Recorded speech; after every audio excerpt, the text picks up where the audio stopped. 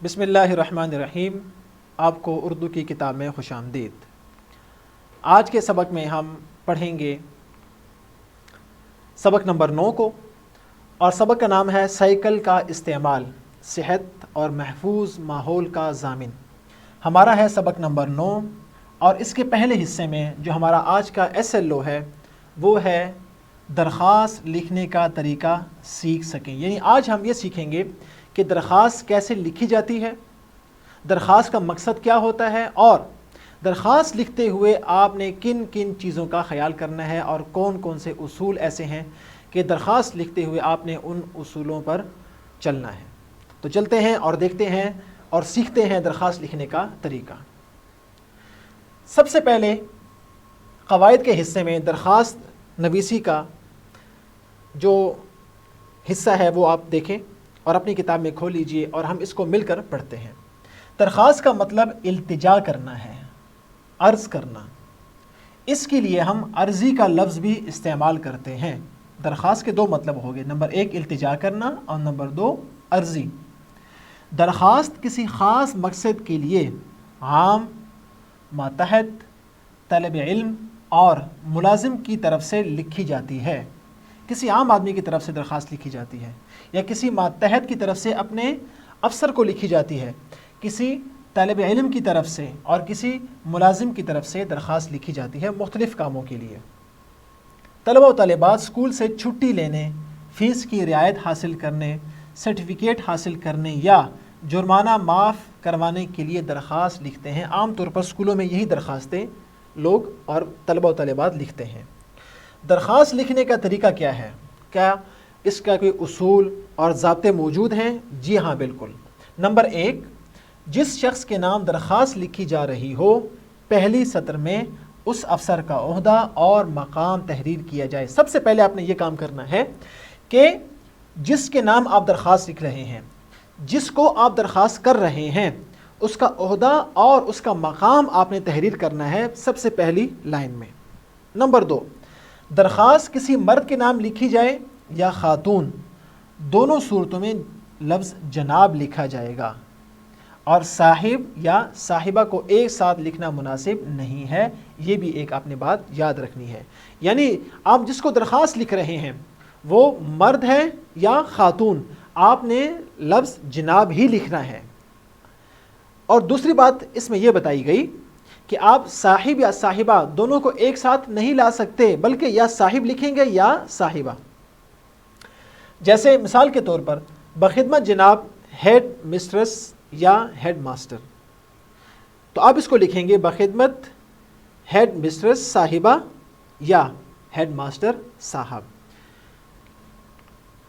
اگلا اصول، درخواست کا عنوان لکھ کر اس کے نیچے خط کھینچ دیا جائے۔ جو آپ عنوان لکھیں گے، آپ عنوان لکھ کر کہ آپ کس مقصد کے لیے درخواست لکھ رہے ہیں، آپ نے اس عنوان کو اس کے نیچے خط لکھ دینا ہے، جس کو ہم کہتے ہیں انڈر لائن کرنا۔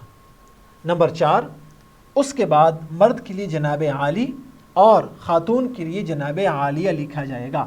یعنی آپ جس کو درخواست لکھ رہے ہیں وہ اگر مرد ہے تو آپ لکھیں گے جناب عالی، اور اگر وہ خاتون ہے تو آپ لکھیں گے جناب عالیہ۔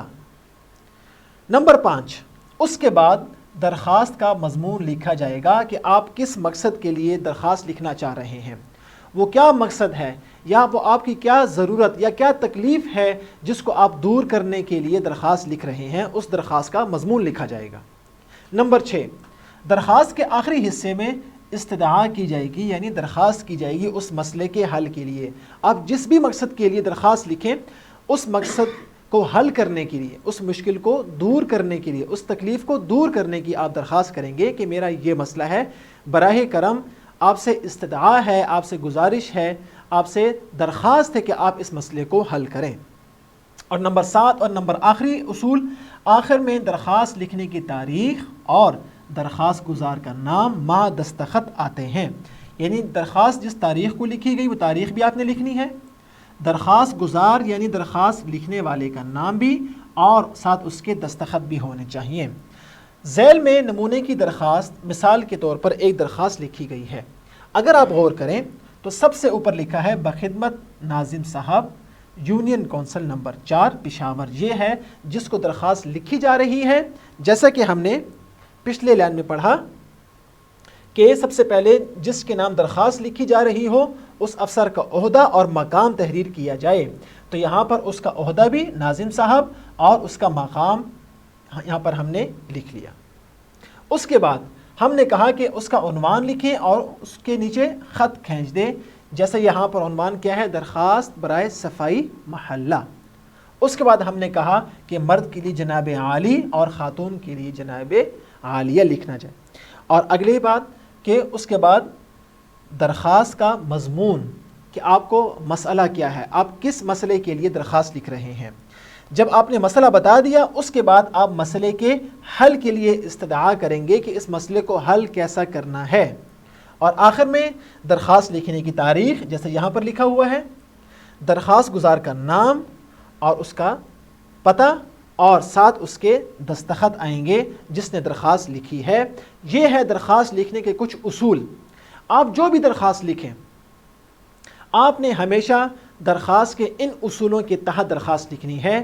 جب سب سے پہلے آپ نے اس کا نام، پھر عنوان، پھر درخواست کا مضمون، پھر استدعا، پھر درخواست لکھنے والے کا نام، تاریخ اور اس کے دستخط۔ یہ وہ کچھ اصول اور موٹی موٹی باتیں ہیں جو ہر درخواست میں ہونا ضروری ہیں، ورنہ آپ کی درخواست درست نہیں ہوگی، نہ امتحان میں، نہ اگر آپ باقی کسی کو درخواست لکھیں گے تو آپ کی درخواست وہ قابل قبول نہیں ہوگی۔ اب چلتے ہیں گھر کے کام کی طرف۔ گھر کا کام آپ کی کتاب میں سوال نمبر 7 میں موجود ہے۔ اسٹریٹ لائٹس کے انتظام کو بہتر بنانے کے لیے وابڈہ حکام کے نام درخواست لکھیں، یہ ہے آپ کے گھر کا کام۔ اور اس کے بعد گھر کا کام کیا ہے؟ نمبر 2، درخواست لکھنے کے اصول اپنے الفاظ میں بیان کریں۔ جو اصول آج ہم نے پڑھے آپ نے ان اصولوں کو یاد کرنا ہے، ذہن میں بٹھا کر آپ نے ان اصولوں کا اپنے الفاظ میں نمبر شمار کے تحت آپ نے ان اصولوں کو لکھنا ہے کہ ہم نے درخواست ان اصولوں کے تحت لکھنی ہے۔ اور جب آپ کو وہ تمام اصول یاد ہو جائیں اور ذہن میں اچھی طرح بیٹھ جائیں تو اگلا گھر کا کام آپ نے کرنا ہے، بطور مثال یا بطور نمونہ ایک درخواست لکھیں، اپنی مرضی کی کوئی بھی درخواست لکھیں، جس مرضی کو لکھیں، اور اس میں کن چیزوں کا خیال رکھا گیا ہے اس کی نشاندہی کریں۔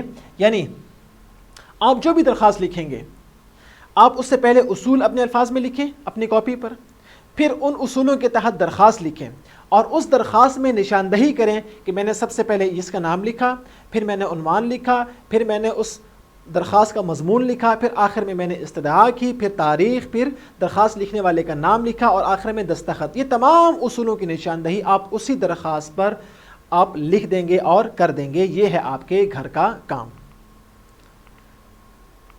مجھے امید ہے کہ آپ نے درخواست لکھنے کا طریقہ، اس کے اصول اور درخواست کس طرح لکھی جاتی ہے اور کن کن باتوں کا خیال رکھا جاتا ہے، یہ تمام چیزیں آپ نے اچھی طرح سیکھ لی ہوں گی۔